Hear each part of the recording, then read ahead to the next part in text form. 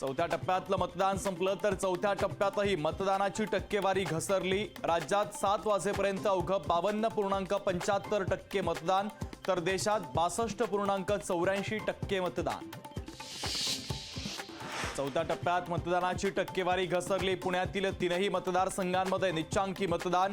घसरलेल्या टक्केवारीचा कोणाला धक्का बसणार याकडे लक्ष। मतदानाच्या दिवशी देखील सुजय विखे पाटील विरुद्ध निलेश लंके संघर्ष। मतदारांना पैसे वाटल्याचे विखे लंके यांचे एकमेकांवर आरोप। घाटकोपर दुर्घटनास्थळाचा मुख्यमंत्री शिंदेंनी घेतला आढावा तर अनधिकृत होर्डिंगवर कारवाई होणार।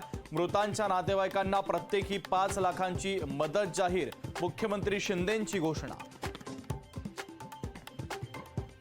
घाटकोपरमध्ये होर्डिंग लावणाऱ्या कंपनीसह रेल्वेवर देखील बीएमसी कडून गुन्हा दाखल। डिझास्टर ऍक्टच्या अंतर्गत बीएमसी कडून कंपनी आणि रेल्वे प्रशासनावर गुन्हा दाखल।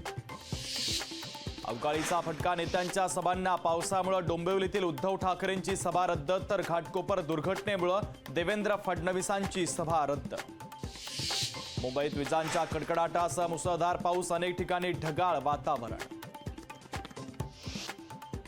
ठाणे रेल्वे स्टेशनवर महिलांची चेंगराचेंगरी। ट्रेनमधून उतरताना महिला रेल्वेखाली प्रसंगवधान दाखवत महिलांनी काढलं बाहेर।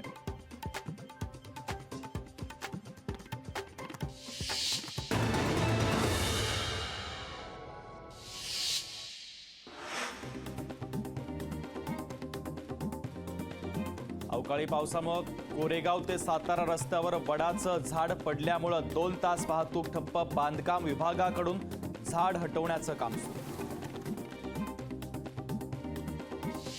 भिवंडीमध्ये अवकाळी पावसाची जोरदार हजेरी तर अवकाळी पावसामुळे घरांचं नुकसान।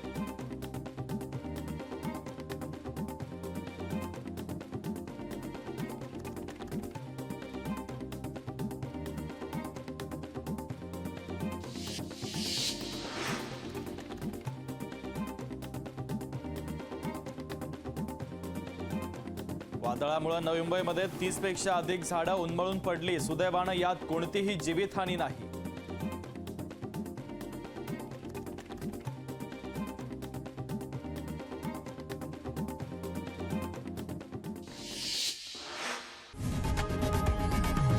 लोकशाही मराठी ऐका, पहा, जागरूक रहा।